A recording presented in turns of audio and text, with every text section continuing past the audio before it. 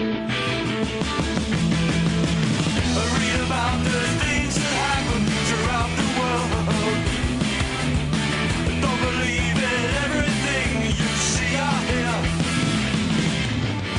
Read all about it.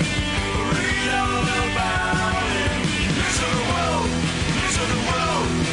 Read all about it.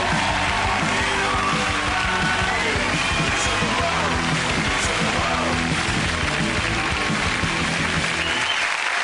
Hello, welcome to Mock the Week. I'm Dara O'Brien. The news this week: Prince Charles is suing the Mail on Sunday for printing diary extracts that were insulting to the Chinese. Charles' former royal PR man Mark Holland revealed that the prince routinely shares his private thoughts with a group of 50 friends, or as most people call it, a window box. According to Mark Bolland, the prince regards himself as a political dissident who longs to see the Chinese head of state replaced, although not as much as he wants to see the British head of state replaced. Prince Charles's court case does have a precedent. In 1849, Prince Albert took legal steps to prevent publication of some drawings. Mind you, they were of his recent piercing. The FA announced that the new Wembley Stadium will not be finished in time for the FA Cup final in May. When it's completed, the new Wembley Stadium will have 2,000 toilets, more than any other building in the world. And that breaks down as 1,995 gents, 4 disabled and a ladies. The tabloids have been full of stories of builders at the stadium taking drugs. Everywhere you look, there is electricians' cannabis, plumbers' cocaine, and, of course, builders' crack. It was revealed this week that ice around Greenland is melting faster than at first thought, which will lead to sea level rises throughout the world. According to expert predictions, there soon won't be much left of Kent, but what there is will still be subject to a hosepipe ban. However, all the newspaper headlines were taken over by bird flu as the disease reached France. In China, no less than 14 billion ducks and chickens are being inoculated against bird flu. Apparently, the queue for the injections can be seen from space. Bird flu will affect lots of different sectors of society. Free-range goose farmers, grouse shooters, but most of all, chicken. First round is called If This Is the Answer, What Is the Question? On the board are 6 categories relating to current events. For the chosen category, I read out an answer, and the players have to guess what the question might be. Joe, which category would you like?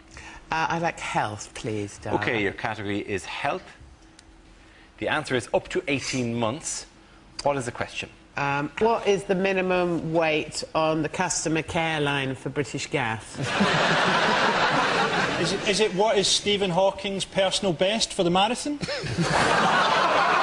How long does Abu Hamza take to lace his shoes?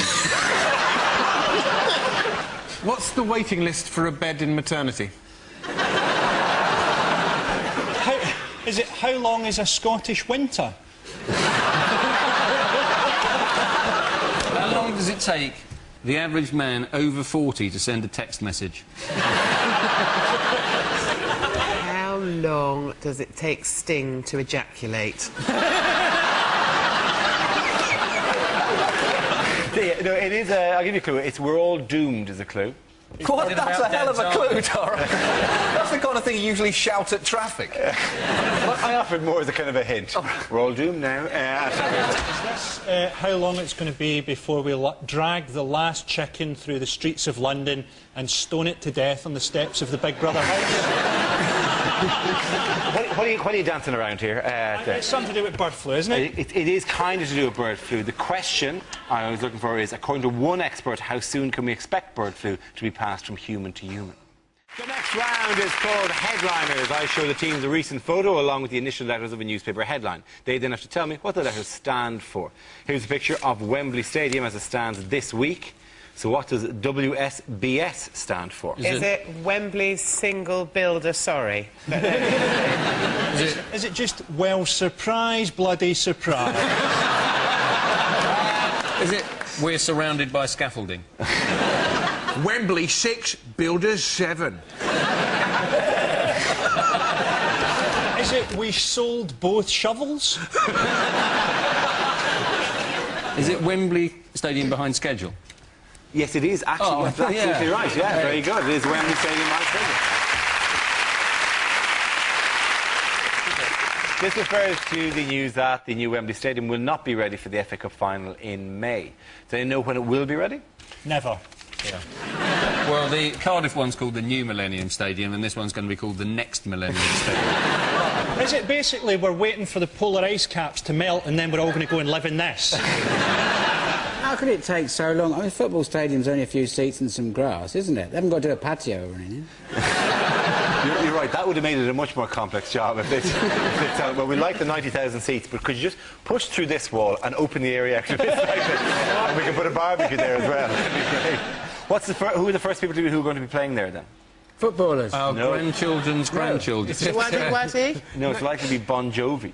Bon Jovi. Well, if they've got 500 seats in, they should just go ahead with the gig. Who are Bon Jovi playing? Arsenal. Yeah. Actually, you could just play there, for God's sake. All you need is those two pylons there, right? Just about 60 yards the other direction, put two jumpers down. Right? Away you go. Do you know what worries me about the whole stadium? They've built the ring of the stadium now, but the cranes are still inside. I just like the fact that they paid 20 million just to have the old Wembley taken down. They should have just had their last match against Scotland. We'd have done it for free.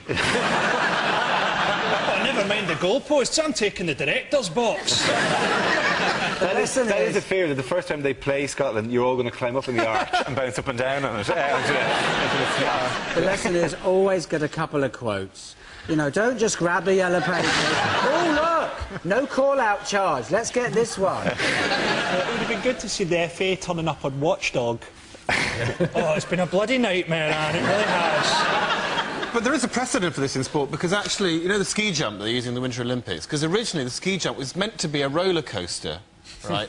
But they got in the builders, but they didn't finish it in time. They said, well, just leave it at that. We'll put a guy at the top and see what happens. Am I the only person who hates the Winter Olympics?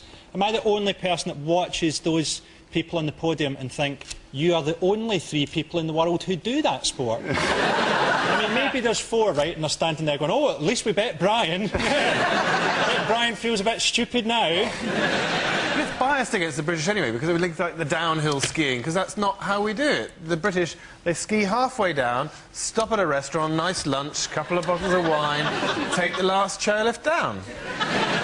And equestrian, what do we do well in the Olympics? Equestrian sports, you can't do them on ice. Pointless. That is a bit harsh, all Well, right. you could, but they don't. And if they did, they'd be great. Just put the horse, sit on the horse at the top of the ski jump and go, giddy up now. And just see when the horse's nerve breaks. Exactly. In India, I read last week, I think, there's a new thing, extreme sport, called yak skiing.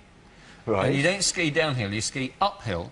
On a what yak? you do is, you get Ski some down the skis. yak? No, you get some skis, and you attach yourself by rope to a yak, which is at the top of the hill, and between you there is a pulley, and you infuriate the yak by rattling a bucket of nuts. You shake the bucket of nuts, and the yak charges at you, and you shoot up the hill on the ski. Which has got a slight logical problem, because presumably at some point you must meet the yak. The idea you have so much speed over that stage, you can go, look at you, feck you, I've got the nuts there. The yak goes, oh, curse you. That is a lot better than the starter's pistol as well. Ready, set, infuriate the yak. He went a little bit early there, I'm going to have to call you back. At the start of the day, is the yak oblivious to this? Is the yak just brought along thinking, oh, it's a nice day out in the mountain? The yak fully understands what's going on. He's been read the rules. Yeah. You know, that's fair enough. It's the competitor they keep in the dark. It is just that moment where you see a dot on the horizon and you're going, that looks remarkably like a yak. It's bigger and bigger and bigger, and you're going, oh, it is a yak. I seem to be tied to a pulley system with this yak. This is wrong. If the guy that owns Eurosport is watching this at home, he's going to be going, that sounds great. There's a lot of money in that. In the Winter Olympics, it's causing some concern that so many of the athletes on drugs are competing in the biathlon, as they're the ones with guns. After the Games, our skeleton Bob success Shelley Rudden is planning to enjoy a little time on her own. She's going to the British medal winners' party. like I have any high ground on that. The winners of that round are Jeremy, Rory and John. This round is called Bombshell Phone Calls. Here, two players take on the identity of famous figures who are on the phone to one another. At some point in the conversation, one of them will drop a bombshell. Frankie, you are Russian President Vladimir Putin, calling Tony Blair, played by Rory, to discuss the growing tensions between their countries. Take it away. Hi, hello. Hello, Tony. It's Vladimir Putin here. Quite impressive. Sorry, who? I think you know who it is, so hurry up. I can't hold this accent forever. You're a bit faint. Could you actually talk into the rock and I could hear you a bit clearer? Ah, yes, very funny, Blair. Don't think that we haven't had British society under surveillance for many years. What do you Big mean? Ben is a radio aerial, Alton Towers is a Russian supercomputer, and Chris Tarrant is an android that we placed in your society to cheapen and degrade you. Well, that one worked, didn't it? Yes, you know a Russian sense of irony, Tony? Yeah. Well, for many years, both of David Blunkett's eyes were cameras.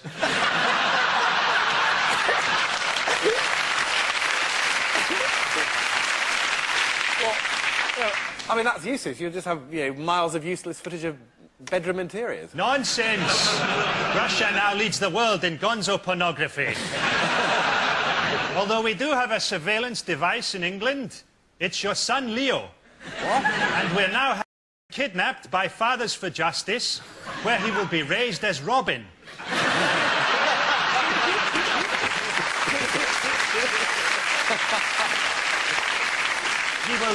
He will then be brainwashed into thinking that Cherie Blair is the Joker by showing him pictures of Cherie.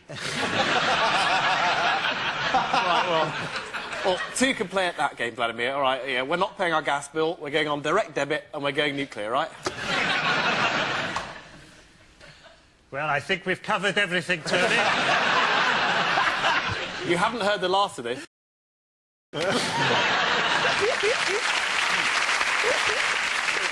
Both of them brilliant, but for his uncanny impersonation of the President of Transylvania, I have to give one to Frankie. Right, the next round is called Between the Lines and features Sandy and Hugh. Would you please make your way to the press pit, please? In this round, one of them takes on the role of a person in the news addressing the media, while the other translates what they really mean. Sandy, you are Her Majesty the Queen, reflecting on the anniversary this week of her 54th year on the throne.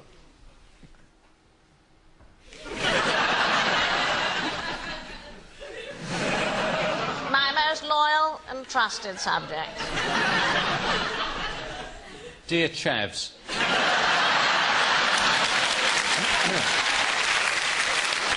As one approaches one's 80th birthday, one can hardly believe that one has reigned for quite so long. as one approaches one's 80th birthdays, Prince Charles cannot believe that one has reigned for quite so long.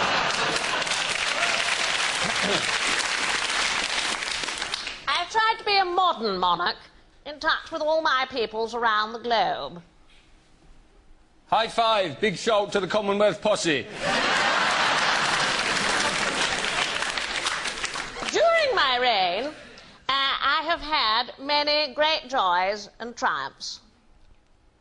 Yesterday, I won a 7-horse accumulator at Hayden.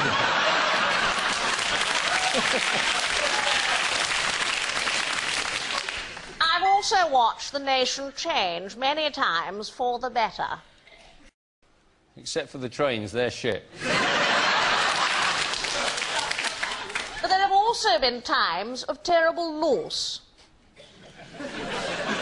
But there have also been times of terrible loss.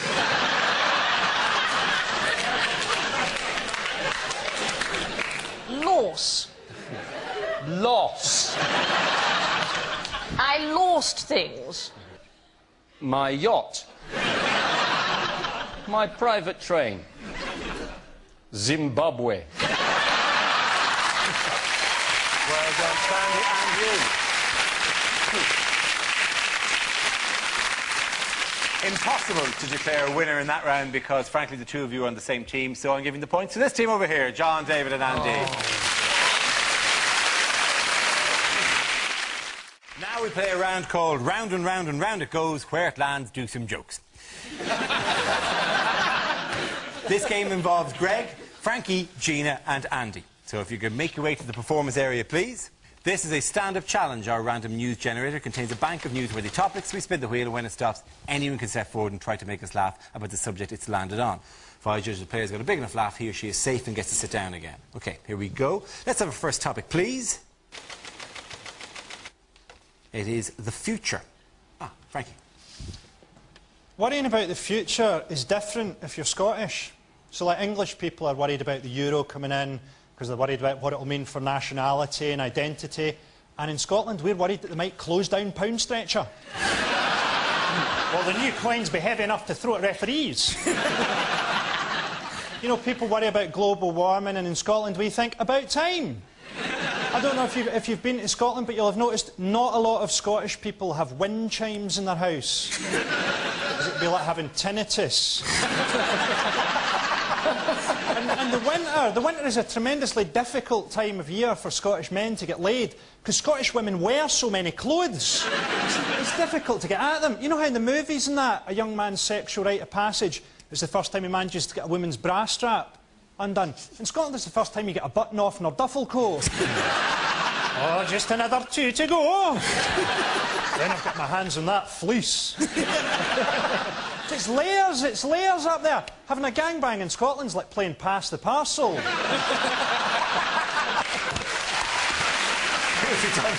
Frankie, sit down, good man. Let's have another comedy topic, please. George Bush. Oh. OK, good man, Greg. I volunteer. I come from America, and our president is a man of strong beliefs. He believes in Jesus Christ the Lord. He believes there's no such thing as global warming. And he also believes that if you put a playing card in the spokes of your bicycle, it makes it sound like a jet engine. I'm always blown out that they let Bush meet other world leaders. It's such a good idea on paper. And then he meets the other world leaders. I'm always waiting for one of them to go, I'm sorry, could I talk to someone in charge? I didn't know you were going to send the Walmart assistant manager. I think you've done well enough. Let's give it up for Greg Craig. Nothing but gold there. OK, that leaves with Gina and Andy. It's a tie-break. I'm going to pick one topic and you're both going to have a go on it. Let's spin the wheel. OK, the subject is crime. Gina, do you want to go first? Crime. I think this country's a bit too soft on crime. A burglar comes into your house, you're supposed to cook him dinner, tell him about the error of his ways, and if you're feeling really generous or feeling especially brave, put him under citizen's arrest. What if you're not a citizen? What are you doing in my house, stealing my stuff? I am putting you under citizen's arrest. Shut up, mate. You're not a citizen. I'm calling immigration. OK, then, take the video. Well done. Very good. But how will Andy do? Andy Parsons, come in. I would like to tell you, ladies and gentlemen, right, I don't wear any clothes in bed. That's all I've got on that one. The reason, of course, right, if anybody breaks in, I figure I'm a little more scary in the altogether than I would be if I was wearing my paisley pyjamas. Obviously, I'd be even scarier wearing a gimp mask. Going, I'm so glad you've broken in. I've been looking forward to this moment for many years. Very good. Well done, Andy. Andy's the winner. Gina, you may sit down now as well. Galloway this week, apparently, although he was in the Big Brother house, he still managed to sign his name in at the House of Commons for a debate. Yeah, he did. He sounded an early day motion. An early day motion, yeah. What, did Jimmy Savile bring it in or something? Smuggled it in. That'd be great, The diary room, yeah. Oh, have I got something for you? Maybe he asked for it. That's why Jimmy came. He said, "Dear Jim, you see, you're a sad man. Letter here from George. What says, please could you bring me an early day order paper?"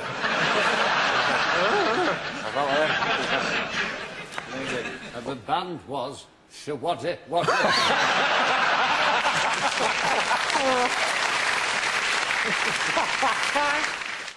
OK, Frankie, I'm going to go head-to-head on this topic. Let's spin the wheel again. OK, it's the war on terror. Who wants to go first? Andy? On the same topic, Frankie, it's your turn. Apparently, in America, they're building a big tower on the site of September 11th, Freedom Tower, and they're looking at ways of trying to make it terrorist-proof. I think they should have just built a giant mosque. No one's going to fly into that, are they? Or even better, a runway. How galling would it be if you hijacked a plane and then had to come in and make a textbook landing? They're always going, oh, don't deal with terrorists. We mustn't deal with terrorists. Let's deal with them. What's Al offering you boys? 100 virgins? We'll give you 50 slags. Or 2 women from Dundee. Well done, Frankie. It has been very close, I think. Frankie wins that for his team. Well done. Yes, it was Education Secretary Ruth Kelly. The Department of Education's list of sex offenders is known as List 99, so-called, because everyone on it is a stranger who's offered children an ice cream in the last 3 years. To be fair to those teachers, it's sometimes not easy to tell if some of the girls are over 16. Here's a clue. They're in your class. But Ruth Kelly said that she wanted to give this group of people the benefit of the doubt. She seems to be mistaking this sex offenders register with the offside rule. Level is on. It's unfair, though, isn't it? Because let's be honest, a lot of teachers look like paedophiles. I mean, if it's for the geography department, it's going to be really hard to tell. Apparently, you're not supposed to do it by how they look. It's what they feel, isn't it? Yeah.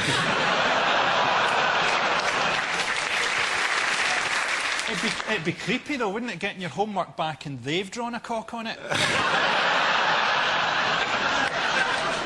Take it from someone, I'm in Ireland. All we did was move them to another parish and life went on. Worked for 40 years. 40 years, at least, that's it. Well, talking of Gary Glitter, of course, he was a man who got caught, didn't he? Because he took his computer to have it mended back at PC World. What an idiot the man was. That would be like Jeffrey Dahmer taking his freezer back to Curry's. Or Fred West taking his patio back to B&Q. Now, Rory, can you please make your way over to the performance area? And when you're ready, please can we see your dating video?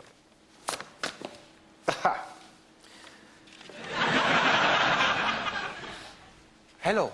Well, I'm Swedish, but then so is IKEA. Are you looking for a long-term relationship with lots of commitment? Nor am I. Maybe just your little summer romance till take us through the World Cup. I always have the second week free.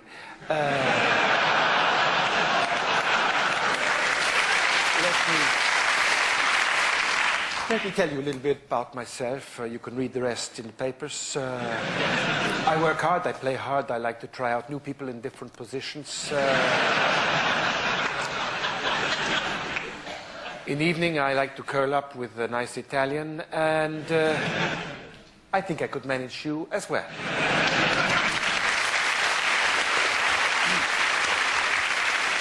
Any guesses there?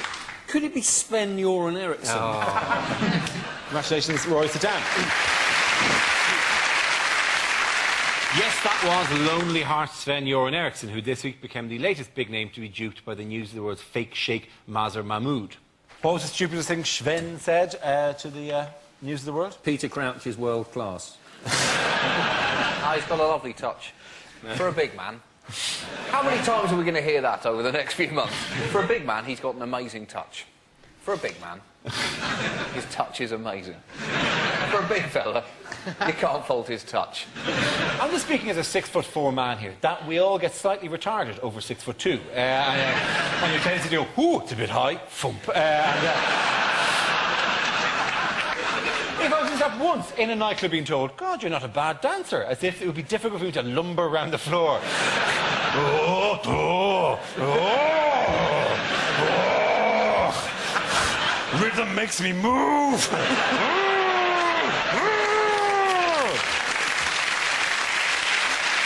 Well, that's because you have a light touch for a big man, you see? Cousins, you've thrown it back at me again. What the hell were the News of the World up to, trying to muck up our chances before the World Cup? Don't try and do a sting on the England manager. Do a sting on the Brazilian manager and do it on the day the World Cup starts. According to The Sun, Sven said about Wayne Rooney, he's just a poor boy from a poor family. He moved on to say, Mamma Mia, let me go. To which an FA spokesman replied, to Villa, no, we will not let you go.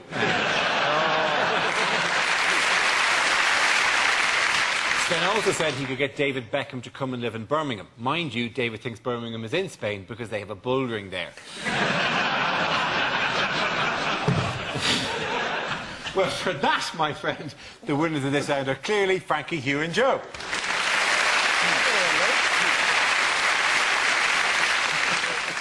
There were protests around the world over an offensive cartoon about the Prophet Muhammad, originally printed in a Danish newspaper. In Beirut, the Danish embassy was set alight, and as the flames reached the kittens... Let's do that again. The flames did not reach the kittens. What are you doing in this Danish embassy? Meow! The beautiful human interest story of just kittens pawing at the window. But who shall save the kittens? I know, the Powerpuff Girls. All right. There were protests around the world over an offensive cartoon about the Prophet Muhammad, originally printed in a Danish newspaper. In Beirut, the Danish embassy was set alight, and for sakes, all I can see are their little faces.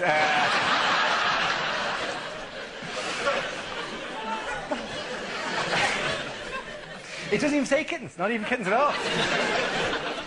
Okay, I belong here. I deserve to be here. I'm a professional broadcaster, right? Yeah, top of the kit. There were protests around the world over an offensive cartoon about Muhammad, originally printed in a Danish newspaper. In Beirut, the Danish embassy was set alight, and as the flames reached the kitchens, several passing vegetarians suddenly thought, ooh, that's the one thing I miss most. Yeah, do you know, the kitten stuff was better, wasn't it? Our next round is Bombshell phone calls. Here, two players take on the identity of famous figures who are on the phone to one another. Frankie, you are Tony Blair calling American President George W. Bush, who will be played by Rory. Hello, George. Pick up the phone. What's that ringing sound? Mr. President, it's the telephone.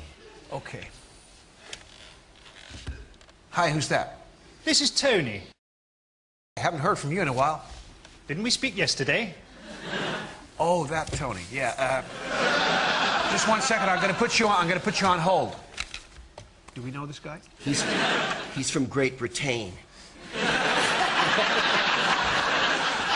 Are they for us or against us? I think we're not currently fighting them, sir. Sorry, Tony. Your call is important to us. Go ahead. Well, I hear you've been having some trouble with Dick Cheney. Mr. Cheney's an upright guy. He's an outstanding citizen. And just want to say he's a great deputy prime minister. No, he's not. Vice president, sir. He's vice president. Thank you.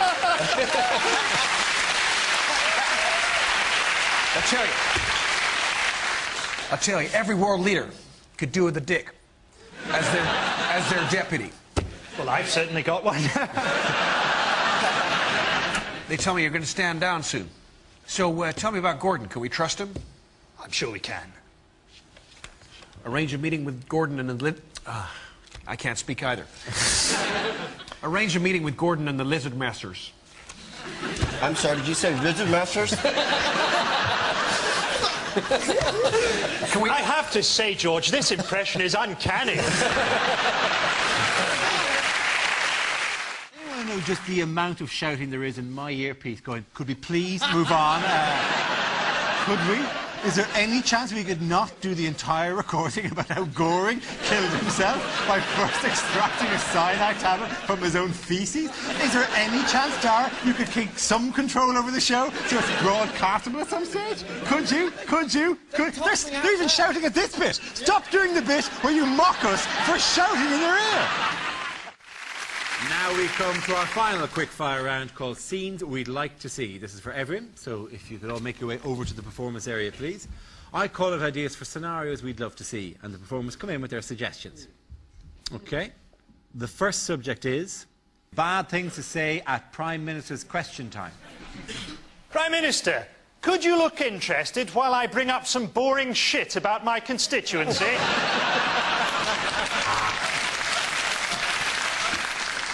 Is this going to take long? Because I've got an appointment with a rent boy in half an hour.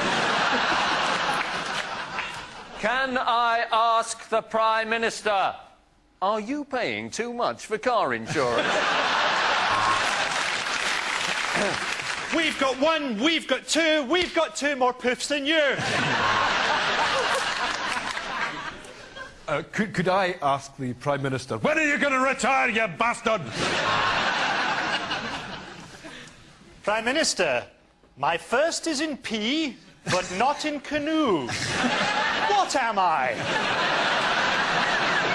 OK, next topic is the very worst person to be president of the US.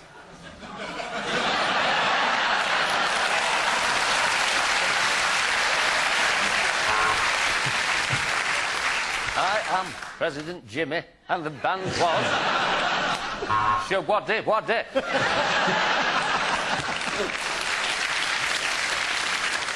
I'm Barry Scott, and this is Silly Bang. This round is much easier if you can do impressions.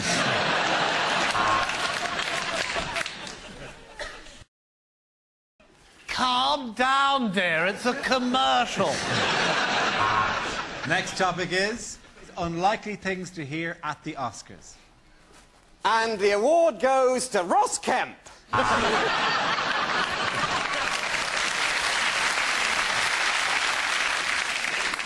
The dress. Oh, Primark. Unfortunately, King Kong can't be with us tonight, but... Thank you. I wasn't even in that one. Thank you. This will be on eBay tomorrow morning. They said they couldn't make the Sally Gunnell story. But here we are. I'd like to thank the person who cast me as a blind, autistic, Parkinson's disease-ridden newt for making this award almost inevitable.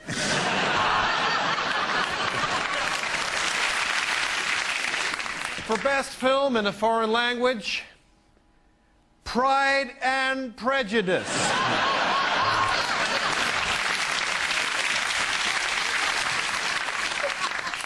Death to the West!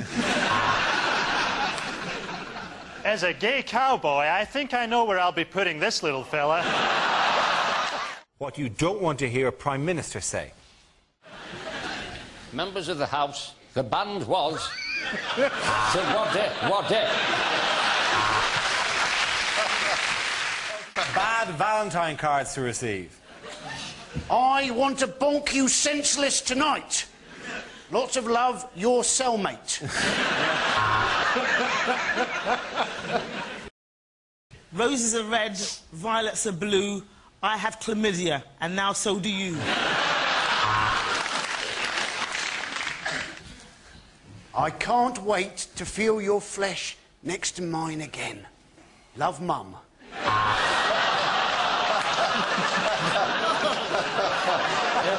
I will be as faithful to you as any dog, and come when you whistle.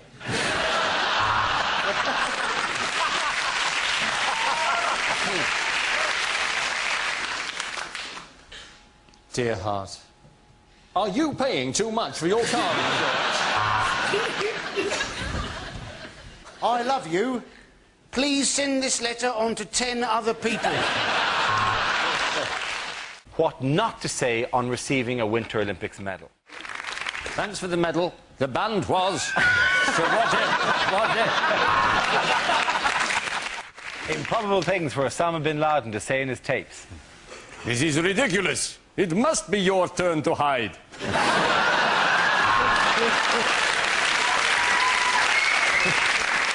What do you think? Lose the beard? Anyway, that's enough talk from me. It's 5 to 6 and it's time for Al-Qaeda's non-stop music marathon. Less talk, more music. Here's David Bowie with China Girl. Stop! You're recording over my wedding video.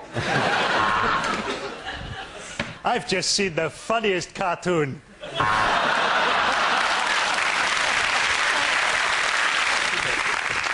I think this cave makes me look a bit gay. So, who could live in a cave like this?